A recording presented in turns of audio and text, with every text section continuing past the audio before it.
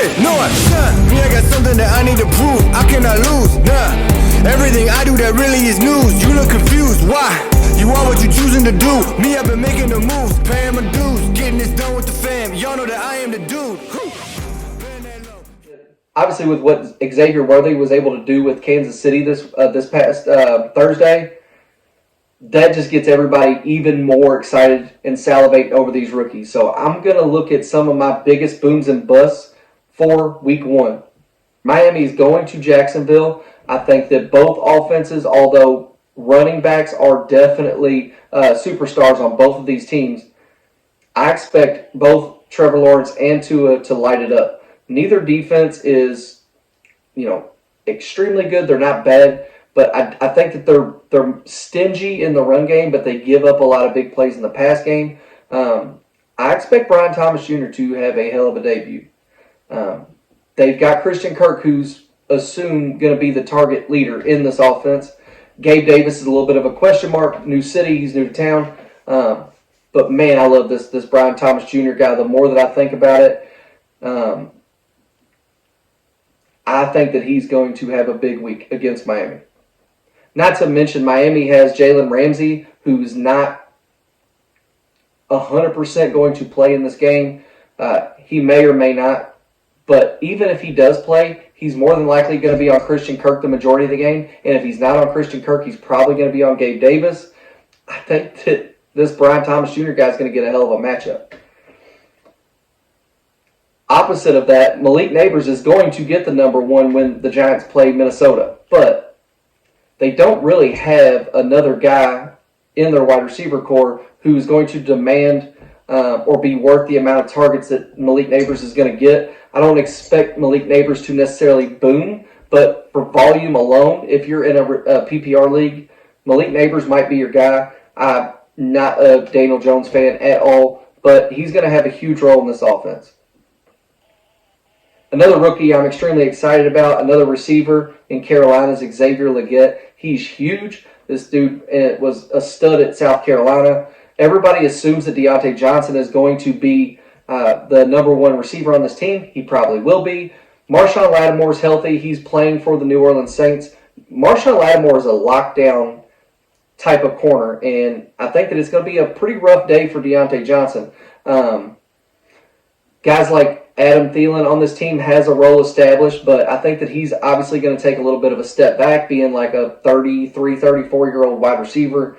Xavier Legette, if New Orleans is sleeping on this guy, they're going to get burnt. I've got a huge upside potential for Xavier Legette, and I think that he could shock. I think that this offense could shock people, and I think that Xavier could end up taking over the number one spot probably by week 3 or 4. So I don't think Deontay Johnson's that damn good to where this rookie can't pass him up. Obviously, I've already touched on it, but Jermaine Burton, God bless. I mean, think about all the Alabama receivers. You got another one right here with Joe Burrow throwing him the football. And Tyler Boyd just left town. And Joe Mixon just left town. Chase hasn't been at practice. T. Higgins has been injured. All signs point to Jermaine Burton fucking blowing up. Also, they're playing the Patriots. Do I need to elaborate? Speaking of the Patriots, I think Jalen Polk is going to be a volume-only type of boom. I think that they've got Demario Douglas they can throw the ball to, KJ Osborne, Kendrick Bourne. There's going to be a number of guys that are getting the ball at a very inefficient rate. New England's horrible. I'm not excited to start anybody on a bad offense in my fantasy football league. But as far as worth rostering, because of potential volume, Jalen Polk has a potential to boom. Marvin Harrison Jr. is a generational player. He is going to immediately, day one, just like Malik Nabers, he's going to be the best receiver in the room. They are going to design their offense to get him the football. He has a massive game. Not to mention they're playing Buffalo. Buffalo's defense has been respectable over the last few seasons. They've lost a lot of their top guys, though. There's no more Jordan Poyer at safety. Not only did they lose Jordan Poyer, they lost some guys at the linebacker spot. Milano's out. Matt Milano, he's a stud linebacker. They lost some key defensive ends. So that just I just don't know really what to expect from this Buffalo defense, and it's Marvin Harrison Jr. So I'm pretty excited about this one. Speaking of Buffalo, Keon Coleman's also going to be in that game. Although I think that Khalil Shakir is going to get a lot of touches, as well as Curtis Samuel, who's been around for a while. But I mean, Keon Coleman, 6'4", out of Florida State. He is the prototypical number one receiver. He's actually a big target, unlike Khalil Shakir, who's a smaller, speedier type of guy. Keon Coleman will probably end up being the number one receiver in this offense, and it's a pass-heavy offense. Even though I wish it wasn't, because I love James Cook, but Josh Allen's going to throw the ball a shit ton to Keon Coleman. Arizona has the 30th ranked defense in the NFL. Keon Coleman has a stellar week 1. He's going to be a stud. A.D. Mitchell's going to blow people out of the park this week as well. They're playing against Houston. Houston is a very tough defense. I think that they were 6th or 7th in total defensive production, number of stops. You take into consideration passing yards, rushing yards, scoring, so on and so forth. But with Josh Downs being out, they can't just throw the ball to Michael Pittman. Like, they have to throw the ball to other guys. They don't have a standout stud tight end. They have Jonathan Taylor, Michael Pittman, and now they've got A.D. Mitchell, who is going to get the second most targets on this football team. So A.D. Mitchell's going to blow up this week. Brock Bowers is going to be a volume guy only. Gardner, and that really just depends on Gardner Minshew, number 1, number 2, Zamir White. So if the Raiders can establish the running game, and then they can let Minshew madness happen a little bit, if they can get the running game going and allow that kind of Minshew mania to build up a little bit, where they get Minshew running out of the pocket and making things happen for this offense, Brock Bowers is the perfect tight end to kind of find those soft spots in the defense and get a shit ton of targets. I expect probably 8 to 10 targets for Brock Bowers game 1. They're also playing against the Los Angeles Chargers, who have the 29th ranked defense coming into the season. Even though John Harbaugh will have a major impact on getting that number fixed, I don't expect them to have an answer for Brock Bowers. Bucky Irving is playing against Washington Commanders. Bucky Irving is the running back at Tampa Bay. He does not start. He's behind Rachaad White.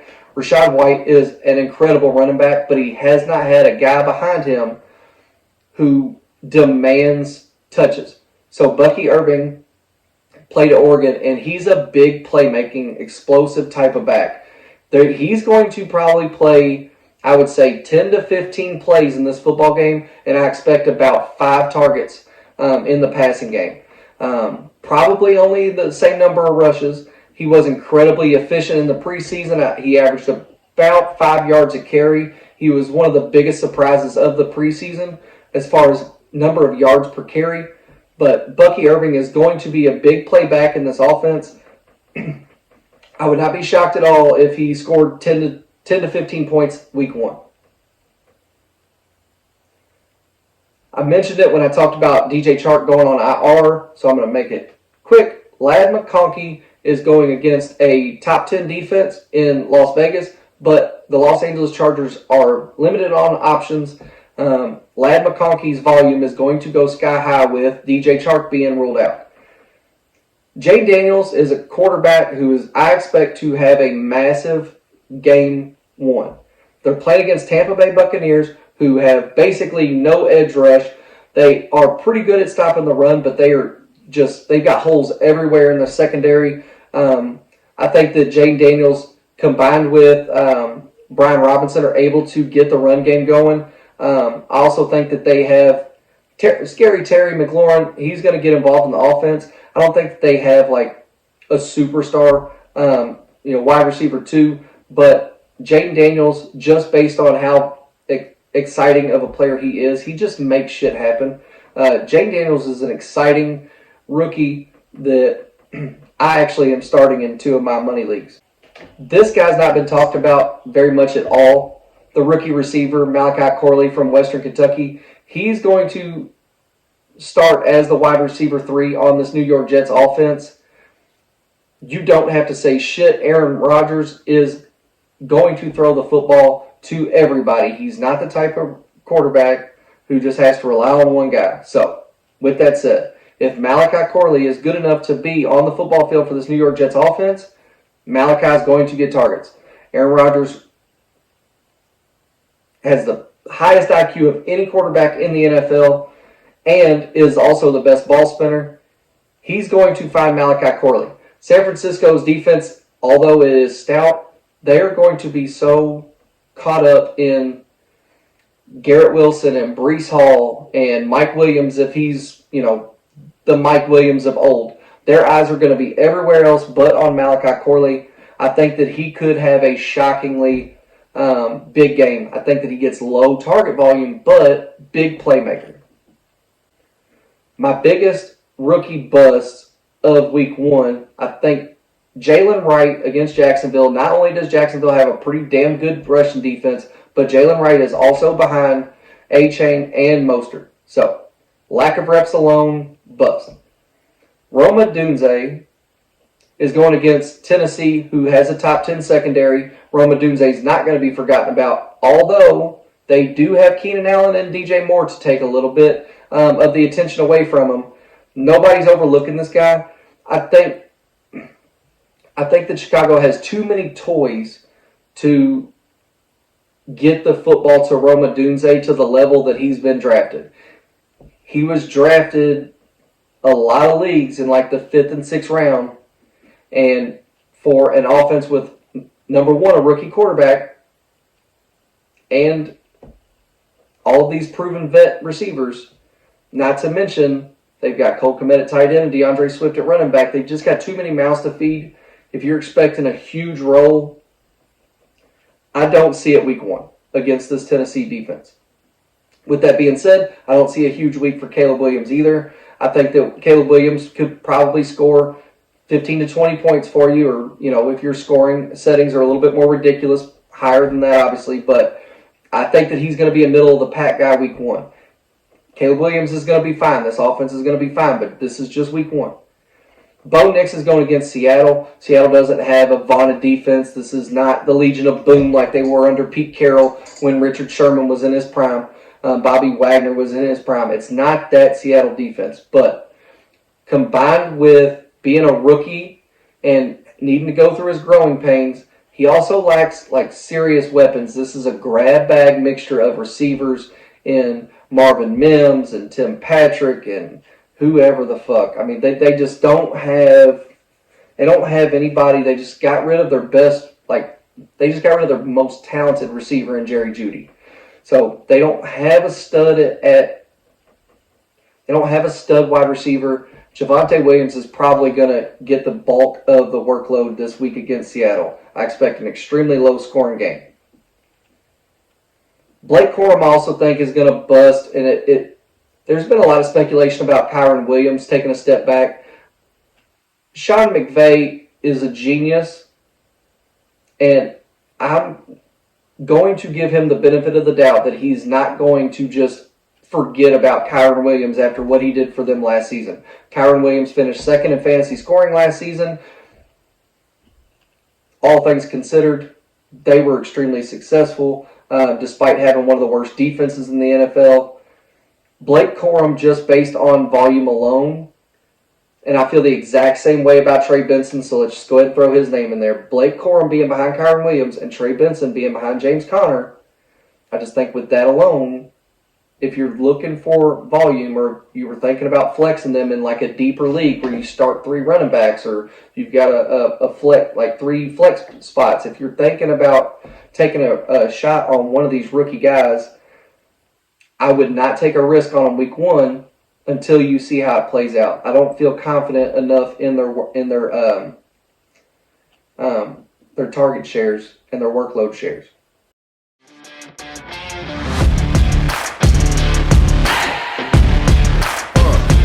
How you play the game with the people that writing the rules. Ain't the fame that I'm after when paying the dues. I've been through the pain that's reflected in the attitude. Might be winning now, but the thing is that I had to lose. So go and tell me what you really want.